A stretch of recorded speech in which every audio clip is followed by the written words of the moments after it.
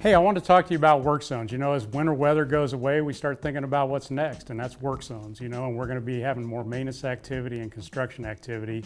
So what we're going to focus on is making sure that we inform the public on how to navigate work zones. We want to make sure that they see you when you're in a work zone and make sure that they stay out of your way. And then also we want people to know that when they see emergency vehicles or maintenance vehicles on the side of the road, that they move over to give you the space to do what you need to do. And most importantly, we want you to be careful and know what you're doing in a work zone so that you can be safe every day.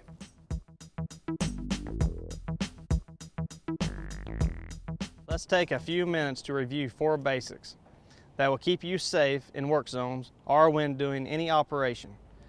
When you take time to be safe, you're taking responsibility for your own personal safety. First is the PPE.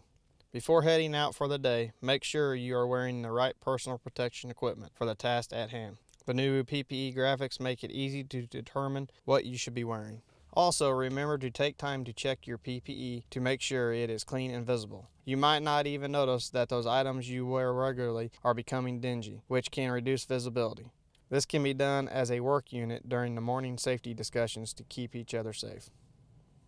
Next, whether you're using a car, pickup, or tandem truck to do your work, always use the circle check process. Performing a circle check takes only a minute, and it's one of the most basic ways to avoid an incident. Just as important as a circle check is using a spotter when backing. Always use a spotter when one is available. Like the circle check, this is a very quick process that keeps many accidents from happening. And don't forget to follow the 3-point contact procedures for mounting and dismounting. 2 hands and 1 foot or 2 feet and 1 hand on equipment at all times. Also, make sure to bear or lift most of your weight with your legs and not your arms. Your leg muscles should do the heavy lifting, and your arms are used to keep your balance.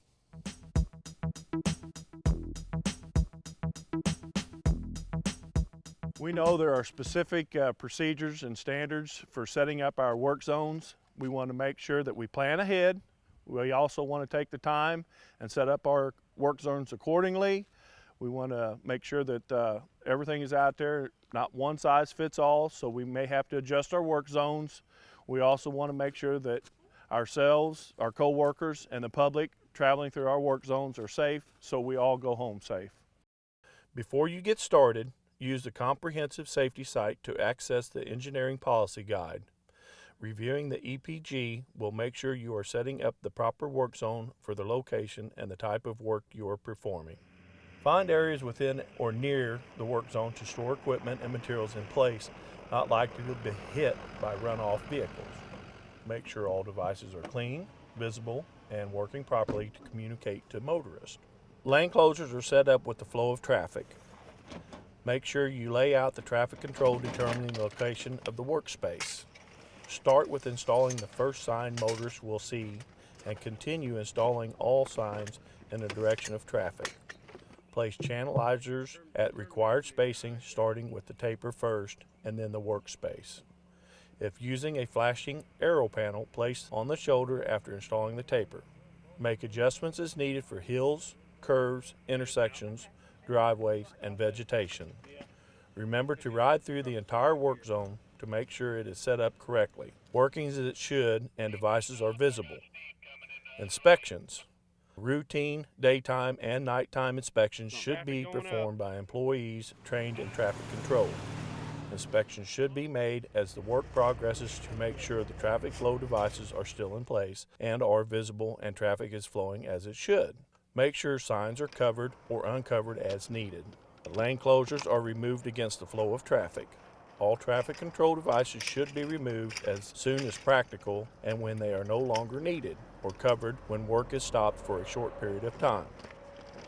When work is completed and the activity area is clear of equipment, tools, and workers, remove channelizers from the end of the work zone first. Then continue removing to the beginning of the work zone, with the taper being last to be removed. Last, remove flashing arrow panel if you have one, and then the advanced warning signs. There could be exceptions to this process depending on the equipment you are working with. In some cases, closures can be removed in the same way they are set, with the flow of traffic.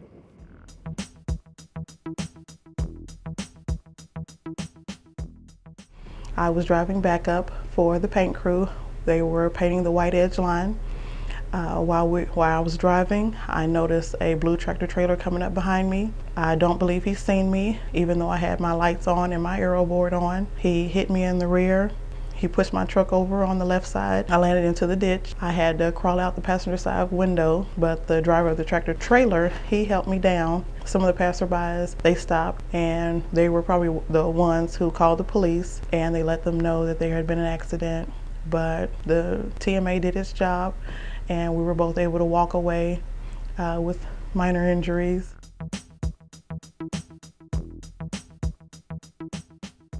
There are some other ways you can take time to be safe in work zones or doing other operations. Remember your safety commitments. I'm safe. What I use is safe. Where I am is safe. My customers are safe. So we go home safe. So morning safety talks. It's important to take time each morning to review the day operations and consider all the aspects of the job to work safely. Using the risk-based assessment form to discuss the job at hand helps you focus on safety throughout the day. The Safety Operations Video Library is another good way to get those safety morning discussions started.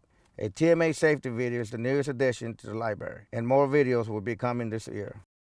Comprehensive Safety Site developed last year is one-stop shop for all things safety related.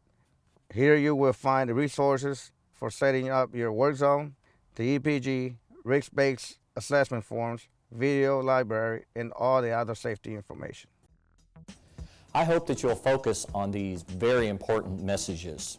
You're doing a great job keeping yourself safe, keeping our coworkers safe, and keeping our customers safe. Keep up the great work and take time to be safe in all the work that we do out there. And thank you for doing such a fabulous job for Missourians.